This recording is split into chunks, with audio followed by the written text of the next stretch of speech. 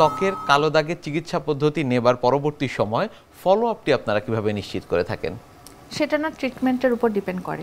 প্রতিটা ত্বকের স্কিনের ক্ষেত্রে রিজুভিনেশন ডে থাকে 28 ডেজ। 28 দিন পর পর কিন্তু নতুন ত্বকের ক্ষেত্রে যে রিজুভিনেশন এটা হতে থাকে। তো একটা পেশেন্টের একটা ট্রিটমেন্ট দেওয়ার পর আমি মিনিমাম 1 মাস গ্যাপ রাখি। পরের ফলো আপটা মানে নেক্সট মান্থে হয়। 1 মাস পর পর ট্রিটমেন্ট নিতে হয়। ট্রিটমেন্ট কতদিন চলবে সেটা ডিপেন্ড করে তার আউটকাম বা রেজাল্টের উপর। অনেকের ক্ষেত্রে খুব কম সময়ে চলে আসে, অনেকের ক্ষেত্রে একটু দীর্ঘায়িত হয় বা একটু টাইম লাগে। অনেক ধন্যবাদ আপনাকে আমাদের আজকের এই অনুষ্ঠানে আসবার জন্য।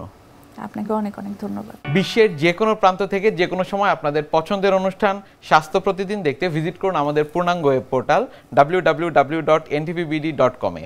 এছাড়া এনটিভি সব জনপ্রিয় অনুষ্ঠান ও খবরের আপডেট পেতে ভিজিট করুন আমাদের ইউটিউব চ্যানেল ও ভেরিফাইড ফেসবুক পেজে। আজ এখানেই শেষ করছি, আগামীতে আবারও দেখা হবে। সে পর্যন্ত আপনারা সবাই ভালো থাকুন, সুস্থ থাকুন, এনটিভির সাথেই থাকুন। আল্লাহ হাফেজ।